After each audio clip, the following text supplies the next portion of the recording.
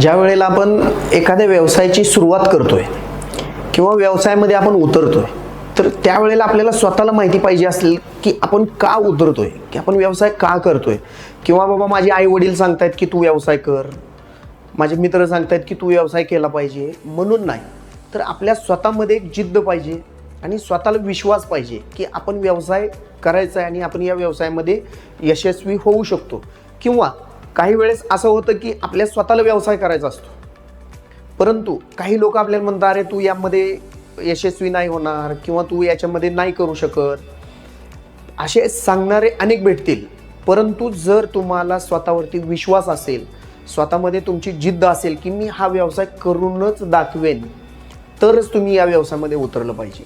अन्यथा तुम्ही जर इच्छाशक्ती नसेल किंवा तुम्हाला जर त्याच्यामध्ये प्रगती करण्याची तुमच्यामध्ये इच्छा नसेल, तुमची तेवढी शाश्वती नसेल, तर तुम्ही या व्यवसायामध्ये उतरणं हे खूप मोठं चूक होणार आहे.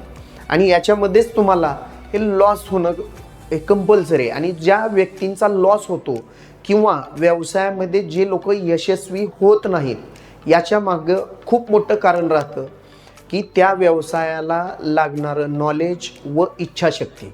नॉलेजपेक्षा सुद्धा तुमची स्वतःची जी इच्छाशक्ती आहे ही खूप मोठी राहते.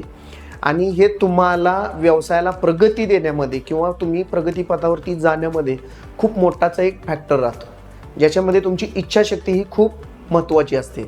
याच्यानंतर पुढचा एक विषय येतो की आपण या व्यवसायामध्ये स्टेबल कसं होतो किंवा आपण काय केलं पाहिजे. ज्या वेळेला बघा आपण व्यवसायाची सुरुवात करतो, त्यावेळेला आपल्याला यामधून एवढं पाहिजे तेवढा नफा किंवा उत्पन्न होत नसतं.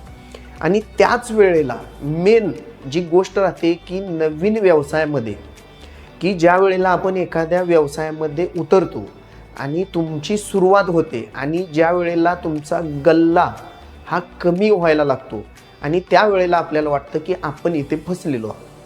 परंतु तुम्ही त्या ठिकाणी फसलेले नाहीत, तर तुम्ही ही यशाची पायरी चढताय. आणि ही यशाची पायरी चढत असताना हे अनुभव हे 100% येतातच. कारण एखादा व्यक्ती जर यशाच्या पायऱ्या चढत असेल आणि एकदम फास्ट चढत असेल, तर 100% तो कधी ना कधी पडू शकतो. परंतु जर तुम्ही एखाद्या व्यवसायामध्ये अडचणी येत असतील, तर 100% तुम्ही चांगल्या मार्गाने जात असाल. कारण तुम्ही ज्या वेळेला एखाद्या यशाच्या शिखरावर पोचत असाल, त्यावेळेलाच त्याच व्यक्तीला अडचणी येतात. आणि ज्या वेळेला तुम्ही निर्णय घेताय, त्यावेळेला तुम्हाला सर्वप्रथम महत्त्वाचं पाहिजे की तुम्ही निर्णय घेणं. तुम्ही एखाद्या व्यवसायाचा निर्णय घेणं हे खूप महत्त्वाचं आहे.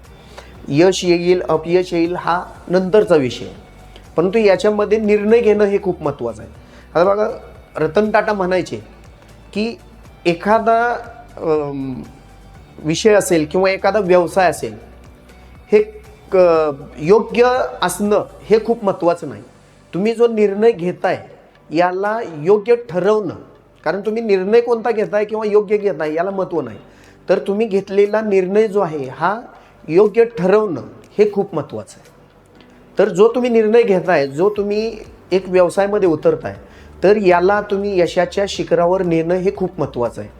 आणि याच्यासाठी तुम्हाला जे स्ट्रगल येणार आहे किंवा याच्यामध्ये तुम्हाला अनेक अडचणी येणार आहेत, या अडचणींना तुम्हाला फेस करावं लागणार आहे. वेळोवेळी तुम्हाला त्याला मदत घ्यावी लागणार आहे, वेळोवेळी तुम्हाला त्याच्यामध्ये प्रगती करत जावं लागणार आहे. हा पहिला मुद्दा. दुसरा मुद्दा याच्यामध्ये येतो व्यवसायामध्ये की बाबा तुम्ही व्यवसाय कसा केला पाहिजे किंवा का केला पाहिजे. तर व्यवसाय ज्या वेळेला तुम्ही करता, याच्यामध्ये जसं की आपण फ्रीडम बघितलं, याच्यानंतर येतो फॅक्टर, महत्त्वाचा फॅक्टर येतो की तुमचा पैसा असेल, याच्यामधून तुम्ही उत्पन्न कसं कमवू शकता. नोकरीमध्ये किंवा याच्यामध्ये जो फरक राहतो, नोकरीमध्ये काय की एक लिमिटेशन राहतं की तुम्हाला एक साधा एक फिक्स पगार राहते, याच्यापेक्षा तुम्हाला जास्त पगार मिळू शकत नाही किंवा ते मिळवायचं असेल तर तुम्हाला अनुभव घ्यावा लागतो किंवा उच्च पदापर्यंत पोचावं लागतं.